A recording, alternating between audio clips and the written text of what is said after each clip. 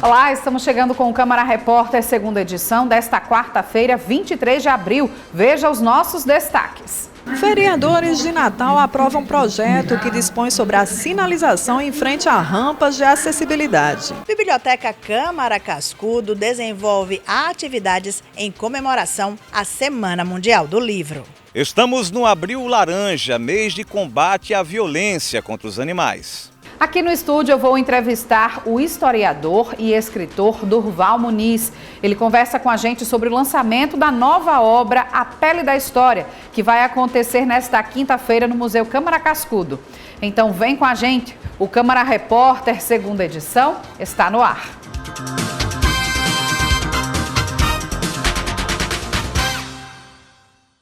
A gente começa esta edição com as notícias da Câmara Municipal. Durante a sessão ordinária desta quarta-feira, os vereadores aprovaram 6 projetos de lei. Durante a sessão ordinária, foi aprovado em segunda discussão o projeto de lei do vereador Eribaldo Medeiros, que dispõe sobre a obrigatoriedade da Urbana doar até 30% dos resíduos sólidos, como pneus, para causas sociais e ambientais. O projeto é um projeto simples, mas que tem uma importância muito grande nas questões sociais, econômica e ambiental, para que a Urbana doe até 30% às associações, aos artistas, os artesãos da nossa cidade. Eu costumo muito dizer reduzir, reaproveitar e reciclar esses resíduos sólidos que contamina o nosso solo. Então, um projeto que tem uma importância muito grande. Esperamos que o governo municipal não vete um projeto como esse, porque fomenta também a cultura da nossa cidade. Outro projeto aprovado em segunda discussão dispõe sobre medidas para facilitar a apresentação de defesas ou recursos da autuação de infração de trânsito por meio da internet, através da disponibilização de solicitação eletrônica. A matéria é de autoria do vereador Aldo Clemente. Esse projeto nosso, ele vai facilitar a vida do cidadão, do usuário, que tem uma multa, tem alguma infração em autuação e quer peticionar, e para facilitar essa parte nós colocamos na lei para ser eletrônico, para ser colocado no site da Prefeitura, para ser colocado em canais de comunicação e divulgação do município de Natal, para facilitar os usuários, para multas, para transferência de pontos. Então, hoje em dia nós vivemos num mundo totalmente digital e precisamos que os usuários também tenham essa facilidade aqui em Natal. Outro projeto aprovado, de autoria do vereador Técio Tinoco, dispõe sobre a sinalização zebrada em frente às rampas de acessibilidade, além de placas de sinalização no local. Infelizmente, hoje nas rampas de acessibilidade, se um veículo estacionar na frente da rampa de acessibilidade, não leva multa, mas se tiver o zebrado, leva multa. Então a gente está pedindo agora à Prefeitura para colocar esse zebrado e também pedindo à Prefeitura, em todas as rampas de acessibilidade, ter um poste e uma sinalização para dizer que ali é uma rampa de acessibilidade. E ainda pedindo à Prefeitura para fazer uma parceria com o poder privado também, para muitas vezes alguma empresa quer fazer a propaganda e automaticamente custo zero para a Prefeitura. Então é isso que a gente pensa, uma sociedade mais justa, mais inclusiva para todas as pessoas, e especialmente as pessoas com deficiência. E no início da tarde desta quarta foi realizada uma reunião extraordinária das comissões de Finanças e Planejamento aqui da Casa. Os vereadores votaram o encaminhamento do projeto do Executivo, que dispõe sobre a unificação das legislações das zonas de proteção ambiental. A reunião foi realizada para apreciação no âmbito das comissões de Finanças e Planejamento de projeto de lei que dispõe sobre a unificação das legislações das zonas de proteção ambiental, as ZPAs. Nós sabemos que ainda é fruto do plano diretor que foi aprovado por esta respeitada casa e nós estamos agora unificando, nós estamos aperfeiçoando. Podem ter certeza, Natal só tende a crescer cada vez mais com a aprovação de um projeto tão importante como esse. O projeto aprovado pelos parlamentares teve relatoria do presidente da Comissão de Planejamento, o vereador Irapuan Nóbrega, que destacou a importância da matéria. Vai facilitar o processo e vai dar mais segurança jurídica também aos próximos investidores de Natal, após o plano diretor ter sido revisado. Natal vem crescendo, vem aumentando o número de investimentos externos e internos também. Então, esse projeto de lei é totalmente favorável à população de Natal. Acontece em Brasília a 24ª Marcha dos Gestores e Legislativos Municipais. O evento tem como objetivo fortalecer o papel das câmaras municipais, promover a troca de experiências e discutir temas como a reforma tributária, inovação e comunicação pública. O presidente da Câmara Municipal de Natal e presidente da FECAM, vereador Érico Jacome, participa da marcha ao lado dos vereadores Kleber Fernandes, Robson Carvalho, Matheus Ferreira e Léo Souza. Além da programação oficial, os parlamentares têm se reunido com a bancada federal potiguar em busca de recursos e emendas para a capital. A marcha segue até esta sexta-feira, dia 25. Uma decisão liminar determina gratuidade em renovação de carteira de habilitação para idosos aqui no Rio Grande do Norte. Edesiane Moreno tem mais informações. Uma ação liminar da primeira vara de execução fiscal e tributária de Natal, movida pelo Ministério Público contra o Detran-RN, obriga a suspensão imediata da cobrança da taxa de renovação da carteira de habilitação para idosos acima de 65 anos. Em cumprimento à Lei Estadual 10.157/2017 e ao Estatuto do Idoso, que garantem a gratuidade. Antes de acionar a Justiça, o MP informou que fez diversas tentativas extrajudiciais para solucionar a questão, incluindo o envio de ofícios e a realização de audiências. Também anunciou que, em caso de descumprimento, será cobrada uma multa diária de R$ 5.000. Valor que será revertido para o Fundo Municipal da Pessoa Idosa. O Detran-RN informou que ainda aguarda a notificação oficial do Judiciário e o direcionamento da Procuradoria-Geral do Estado.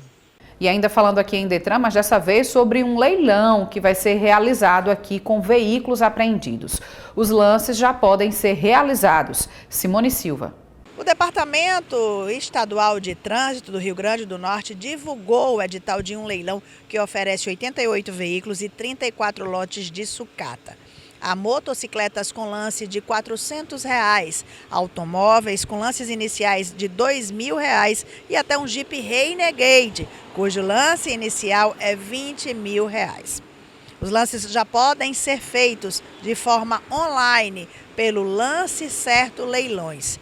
E o leilão está marcado para a próxima sexta-feira, a partir das 10 horas. Qualquer pessoa pode participar e os veículos já podem ser vistoriados até a próxima quinta-feira, às 16 horas, em São Gonçalo, Caicó e Mossoró. Segundo o Detran, o objetivo do leilão é a venda dos automóveis que estão recolhidos nos pátios licenciados há mais de 60 dias e sem nenhuma regularização. E você vai ver a seguir, STTU divulga novas linhas que vão testar o ônibus elétrico. E ainda, campanha Abril Laranja alerta para o combate aos maus tratos contra os animais.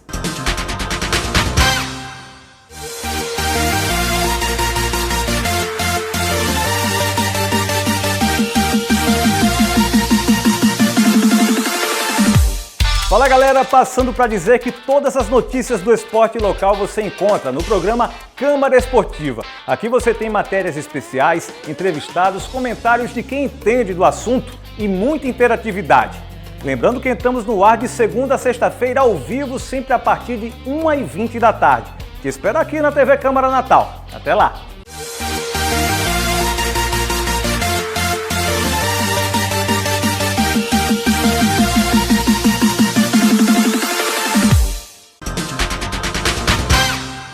Estamos no Abril Laranja, mês de combate à violência contra os animais. E aqui em Natal, algumas ONGs realizam trabalhos permanentes em prol dos pets vítimas de maus tratos. Hoje em dia é comum vermos pets inseridos como autênticos membros da família. Entretanto, um grande número de animais ainda são vítimas de maus tratos.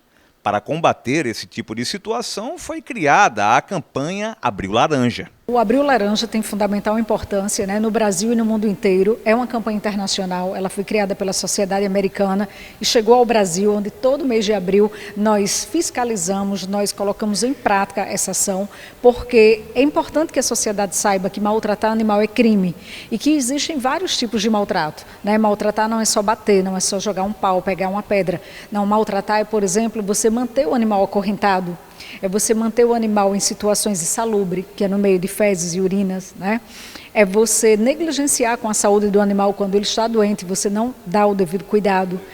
É você deixar o animal preso dentro do carro, né? E muitas vezes sair, vai no supermercado e diz, é rapidinho e eu volto. Isso é crime. Quem se deparar com alguma situação de maus tratos contra animais pode realizar a denúncia na Dematur, delegacia localizada na Central do Cidadão de Capim Macio. O telefone é o 3232-7404. Você também pode, se estiver no interior e presenciar algum crime, né, alguma atitude de maltrato, na delegacia civil do seu município você pode denunciar. Ou de forma anônima através do site da Dematur. Não fique omisso, né, que você não tenha medo. Hoje em dia todo mundo tem um celular na mão e fazer uma foto, fazer um vídeo, né, gravar um áudio, é uma prova que você pode ali colocar no site, né, mandar junto com a sua denúncia, caso você queira fazer uma denúncia anônima, ou levar até a delegacia do seu município, da sua cidade e fazer. Natal conta com uma extensa rede de apoio, formada por ONGs e clínicas veterinárias que atuam por conta própria na defesa dos animais. A clínica da Ana Kaline cobra um valor simbólico para tratar animais resgatados da rua. Um valor simbólico, praticamente, para que a gente possa ajudar, né, essas pessoas e esses animais, principalmente animais de rua, que vivem em situação de rua, e animais que vivem em abrigo, mas que precisam estarem sempre sendo cuidados para poderem serem adotados, né? O principal objetivo disso é conseguir adoção. E para isso a gente tem que tratar, tem que castrar, para poder a gente conseguir essas adoções de forma responsável. A ONG da Mauricéia é especializada na castração de animais. Nós temos como missão principal a castração, né? É a nossa especialidade. De 2024 a 2025 nós já castramos mais de 800 animais, né? Tanto animais de rua como animais domiciliados. Então a gente entende que a castração ele é o fechamento da torneira, o fechamento do problema, já que a Organização Mundial da Saúde diz que o Brasil tem mais de 3 milhões de animais vivendo em situação de rua. A veterinária sente falta de mais políticas públicas voltadas para o bem-estar dos animais. O que está se fazendo hoje, né, dando mais importância a essa causa, né, muitas políticas públicas ainda estão só no papel, então eu acho que precisa que a sociedade como um todo cobre isso dos políticos, né, de uma forma geral, para que saia do papel, deixe de ficar só no papel e isso possa acontecer de forma efetiva e que diminuam esses maus tratos. A Secretaria Municipal de Mobilidade Urbana de Natal, a STTU, divulgou as próximas linhas que farão testes com ônibus 100% elétrico. Tarsila Costa tem as informações. Durante a fase de testes, o ônibus elétrico será incorporado temporariamente ao sistema de transporte público de passageiros. Os usuários poderão acompanhar de perto o desempenho do novo modelo nas linhas programadas pelo Departamento de Estudos e Projetos da Secretaria de Mobilidade Urbana de Natal. O modelo em avaliação é o Azure A12BR, um ônibus elétrico de última geração desenvolvido especialmente para o mercado brasileiro. O veículo conta com estrutura integral de alta resistência, o que promete mais segurança e durabilidade, ao mesmo tempo em que contribui para a conservação do pavimento urbano. O ônibus é equipado com ar-condicionado ecológico, sistema Wi-Fi, carregadores USB e painéis informativos digitais em tempo real. Com piso totalmente baixo, sistema de ajoelhamento da suspensão e rampa de acesso, os corredores amplos facilitam a circulação interna e tornam o embarque e desembarque mais ágil e seguro. No cronograma de operação do ônibus elétrico, de 22 a 24 de abril, fará a linha 77, Parque dos Coqueiros Mirassol. De 25 e 26 de abril, linha 08, Redinha Mirassol. De 28 a 30 de abril, linha 72, Vale Dourado Mirassol. De 1º a 3 de maio, linha 15, Pajuçara Ribeira. De 5 a 7 de maio, linha 43, Nova Natal Morro Branco. De 8 a 10 de maio, linha 79, Parque das Dunas Mirassol. E de 12 a 14 de maio, linha 588, Circular UFRN. O governo federal publicou nesta quarta-feira, dia 23, uma nova portaria que traz orientações para atender pessoas e famílias em situação de rua com moradias do programa Minha Casa Minha Vida. Edesiane Moreno tem mais informações. O governo federal publicou uma portaria com orientações para atender pessoas em situação de rua com moradias do programa Minha Casa Minha Vida. 3% das residências subsidiadas pelo Fundo de Arrendamento Residencial FAR serão destinados a esse público. Com financiamento total por parte do governo, a medida vai priorizar 38 municípios, incluindo todas as capitais com mais de 1.000 pessoas sem moradia registradas no CadÚnico. A seleção dos beneficiados ficará a cargo dos governos locais, conforme os seguintes critérios: famílias com crianças e adolescentes, mulheres, pessoas trans, grávidas, indígenas, pessoas idosas e pessoas com deficiência. Com essa medida, o governo pretende assegurar moradia digna para tirar essas pessoas da extrema vulnerabilidade social. Atividades lúdicas, interativas e estímulo ao contato com o ambiente literário integram a programação da Semana Mundial do Livro, desenvolvida pela Biblioteca Estadual Câmara Cascudo. A professora Tamires Oliveira Mendes sabe bem a importância dos livros. Sempre que pode, traz as filhas de 7 e 4 anos à Biblioteca Câmara Cascudo. A extrema, né? Para eles terem o contato com o mundo, conhecerem diferentes culturas, né? De abordagens, a questão da fantasia para elas, para as crianças. Então, a gente sempre busca trazer para cá, que é um espaço também lúdico, né? Divertido, sair um pouquinho de casa, para elas terem esse contato, né? Para ela, o acesso à leitura e ao ambiente literário favorecem a educação das crianças, estimulando a criatividade e afastando as meninas do domínio da internet. Eu acho de extrema importância para a gente poder realmente incentivar, tirar um pouquinho das telas, da televisão, do celular, que a tentação é muito grande, é difícil para a gente, mãe, tirar um pouquinho. Então, ter essas atividades lúdicas, essa semana dedicada especialmente a isso, ajuda a gente na educação dos filhos. Nesta quarta-feira se comemora o Dia Mundial do Livro. Em alusão à data, a Biblioteca Estadual promove durante toda a semana uma programação que une literatura, cultura, lazer e solidariedade. Hoje, 23 de abril, é o Dia Mundial do Livro, né? Que é uma data que foi criada pela Unesco em 1995 para promover o livro, para celebrar a literatura e também para proteger os direitos autorais. 23 de abril, essa escolha não foi uma escolha em vão, porque nesse dia nasceram 2 grandes escritores, Cervantes e William Shakespeare. Então, é uma forma de chamar a atenção para o livro, para a literatura, porque eu acredito que o livro foi o instrumento criado pelo homem mais revolucionário, né? É um objeto que é capaz de transformar vidas, que é o caso de tanta gente, né? Então, essa semana a gente está celebrando aqui na Biblioteca Estadual Câmara Cascudo o Dia Mundial do Livro, que se estende até sábado, quando nós teremos aqui uma programação extensa a partir das 9 horas até às 16 horas. Hoje a gente está começando com a caçada aos ovos, a gente imprimiu uns ovinhos de papel para as pessoas procurarem e ganharem uma premiação, quem conseguir encontrar mais ovos. E no sábado a gente vai ter uma programação especial, que abre de 9 às 13, a gente vai estender esse horário no sábado, a gente vai abrir de 9 às 16. Pela manhã, a gente vai ter o tarô, vai ter uma mesa redonda falando sobre o tarô, sobre essa questão mística, como é que funciona as cartas, como é que a gente pode tirar essas cartas de uma maneira simples, né? Você aprender, assim, de uma maneira simples como funciona o tarô. E vai ter umas tiragens também, umas profissionais realmente tirando cartas. Se você quiser participar, fazendo alguma pergunta, fazendo alguma coisa, elas estarão lá para tirar as cartas.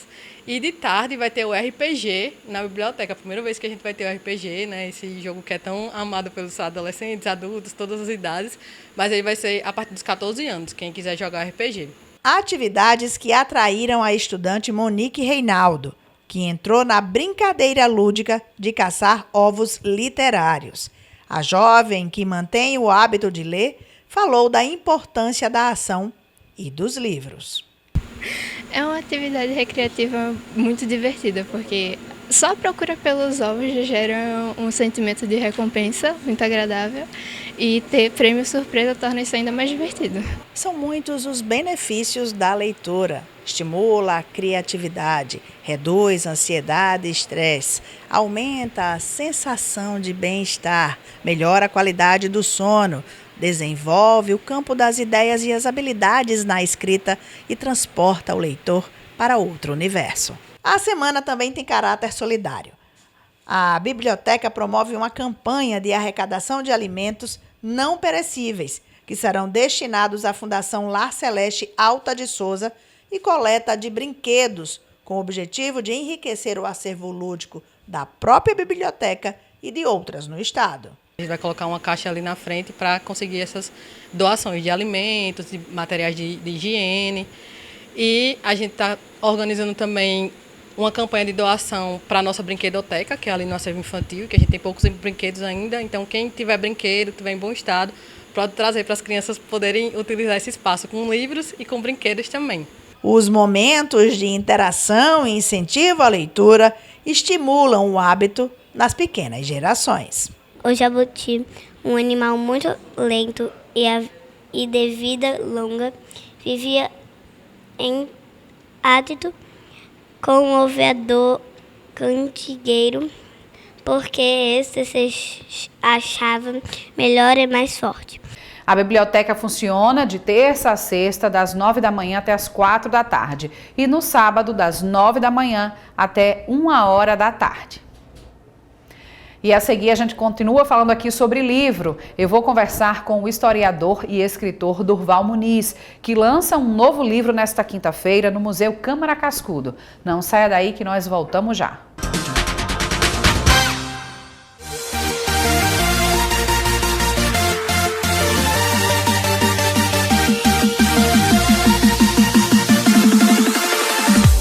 Fala galera, passando para dizer que todas as notícias do esporte local você encontra no programa Câmara Esportiva. Aqui você tem matérias especiais, entrevistados, comentários de quem entende do assunto e muita interatividade. Lembrando que entramos no ar de segunda a sexta-feira ao vivo, sempre a partir de 1h20 da tarde. Te espero aqui na TV Câmara Natal. Até lá!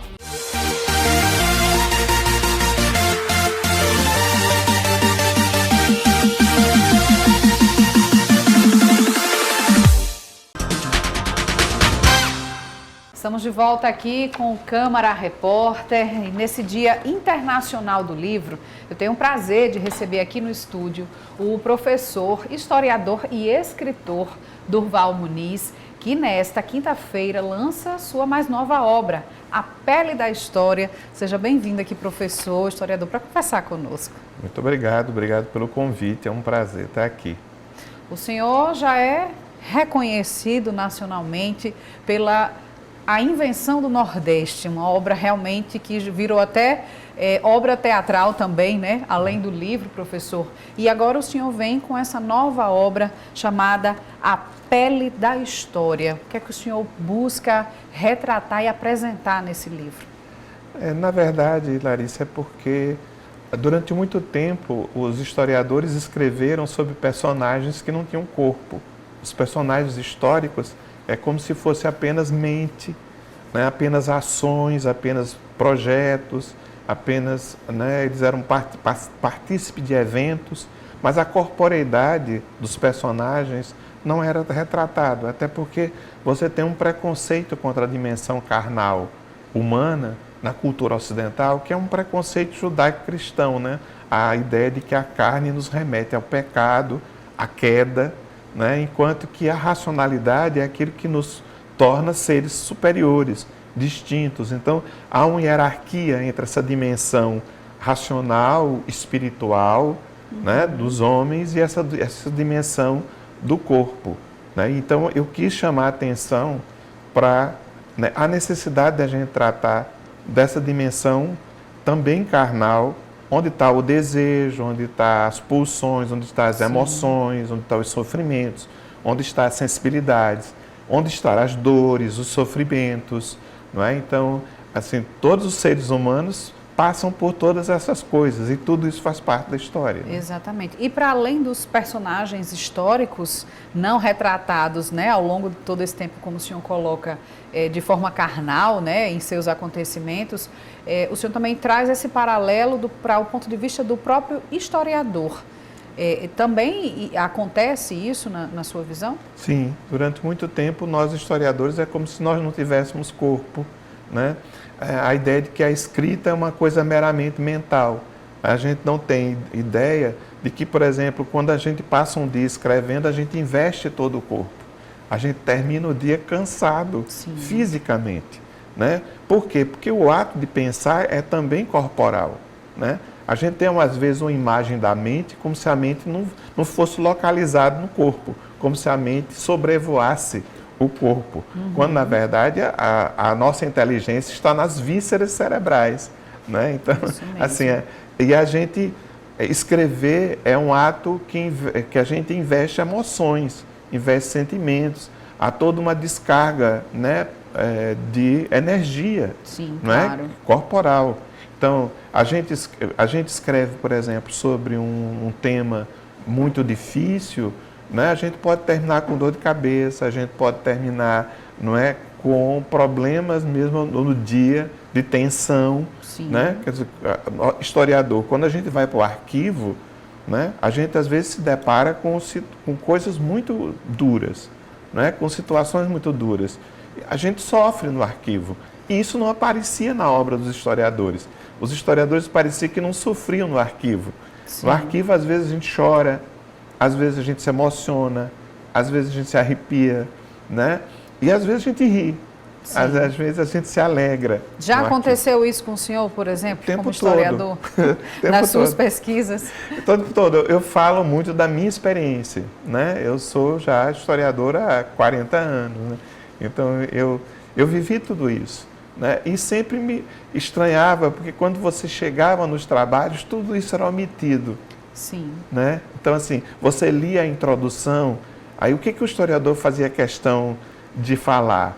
Né? Fazia questão de falar do método, da teoria, né? E muito, assim, no máximo falava do esforço que foi fazer a pesquisa, né? Das horas de cansaço, da quantidade, sim, de documentos, né? Mas nunca falava dessas dimensões carnais, quer dizer, do fato que você sai arrebentado, de que você muitas vezes, por exemplo, no arquivo, a gente tem que ter muito cuidado com os fungos, com as, sim, bactérias. A gente pode pegar uma doença pulmonar no arquivo, principalmente na situação dos arquivos brasileiros. Sim. Não é? Quer dizer, as tensões, o fato de a gente ficar numa mesma posição, né, um dia inteiro, semanas inteiras. Quando eu comecei, Larissa, a fazer pesquisa histórica, a gente ainda pesquisava naquelas fichas, né? Sim, sim, e a gente saía com isso aqui tudo cortado. Literalmente, às vezes a gente sangrava, porque aquelas fichas, aquelas cartolinas... o papel, né, fininho ali, a gente sabe que corta. Cortava. Então, assim, é uma coisa física, né? Por exemplo, eu fazia pesquisa, às vezes, no Instituto Histórico aqui do Rio Grande do Norte. Se a gente ia para a parte de trás, a gente saía literalmente coberto de poeira, sujo. Né? E o que é que motivou o senhor a revelar esse olhar, né? Porque na verdade é trazer né? Tirar esse pano, né? Baixar esse véu e trazer esse lado, né? Da pele da história. É porque eu acho que é necessário que a gente desmistifique, né? E rompa esse preconceito com a nossa dimensão natural, com a nossa dimensão animal. Acho que a gente vive um momento, inclusive até pelo fato, né, de que essa separação homem-natureza, que na cultura ocidental aconteceu basicamente a partir do século XVI, na modernidade, né, que leva, inclusive, a que a gente acha que possa viver sem a natureza. Sim. E a gente tem feito toda essa agressão à natureza, toda essa destruição, que está colocando, inclusive, a nossa existência como espécie em risco. Né? Então, acho que a gente tem que romper com essa, né, essa divisão cultura-natureza, homem-natureza, né? E pensar que nós somos seres naturais. Né? A gente tem uma preocupação cada vez maior com a saúde, né? Quer dizer, e a saúde intelectual, né, do intelectual, passa por isso, por perceber que as operações intelectuais, as operações de pesquisa, de escrita, de ensino, envolve o nosso corpo, gasta e desgasta nosso corpo, né? Muito interessante. Então, eu acho que é fundamental, né, nesse momento em que a gente está, né, a gente viveu durante muito tempo uma negação dessa dimensão, né, criando inclusive hierarquias, né? Eu lembrava para você, né, antes da gente começar, né, da própria hierarquia, por exemplo, homens e mulheres, né? Uma hierarquia tida como as mulheres são mais próximas da natureza, porque parem, né, porque menstruam, porque aleitam, né? Então as mulheres teriam, né, uma identidade muito mais próxima da natureza e os homens pretensamente, né, muito mais distantes da natureza, porque eles seriam a racionalidade, seria o pensamento, seria a inteligência, seria o poder, né, criando uma hierarquia entre homens e mulheres que hoje está sendo questionada. E por isso até que, já que a gente está falando aqui de história, né, e em muitos contextos aí históricos passados, na verdade, muitas mulheres até escritoras, por muito tempo usavam pseudônimos, né, masculinos, porque não podiam revelar que tinham aquela brilhante ideia para construir, publicar uma história, não é isso, professor? Exatamente.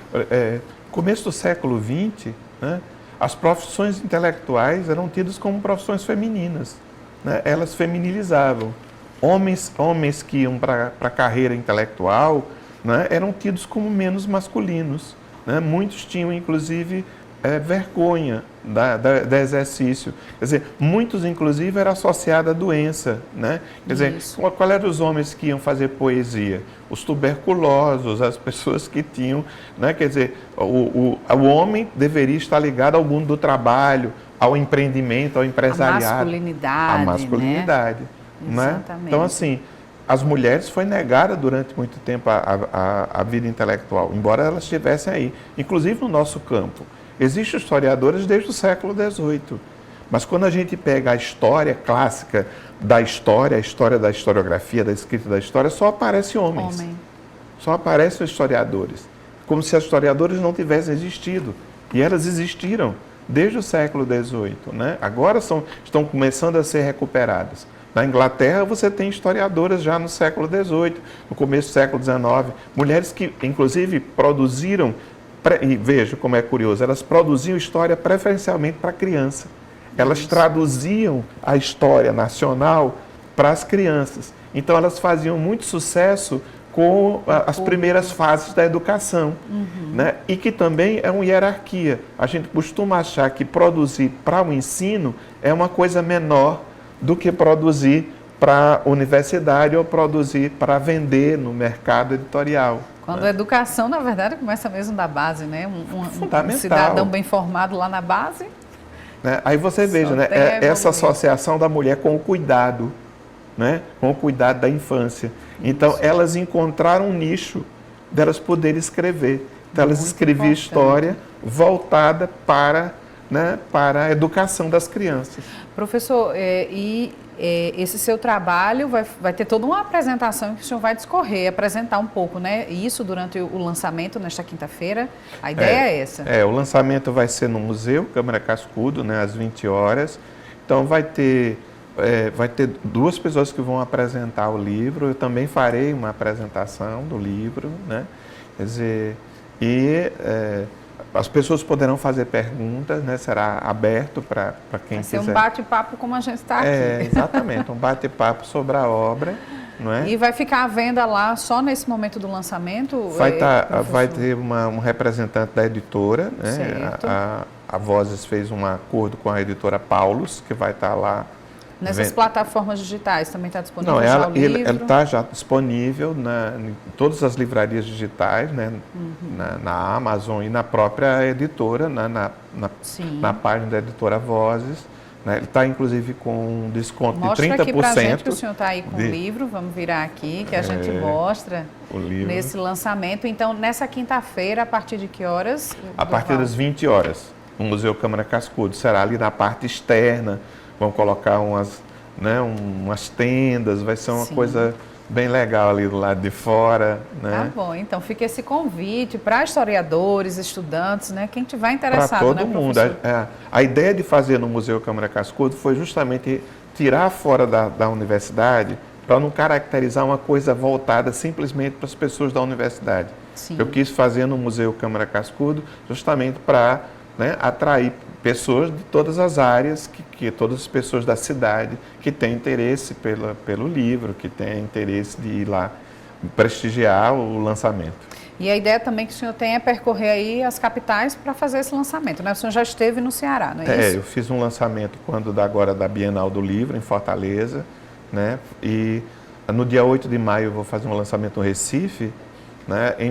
Dia 21 de maio está previsto um lançamento no Rio de Janeiro, na Livraria da Travessa, né? E vou seguir fazendo lançamentos em o Brasil afora, em outras capitais. Em agosto eu tenho um evento em Maceió, farei o lançamento lá em Maceió. Muito bom, então. Eu desejo, então, sucesso aí. Muito obrigado. Como já na sua primeira obra muito reconhecida, essa também certamente vai trazer muita do que o senhor falou aqui, esse reconhecimento para quem é historiador. Né? Exatamente. Essa face mesmo. Muito obrigado, meu amor. Obrigado, senhor. Pelo convite.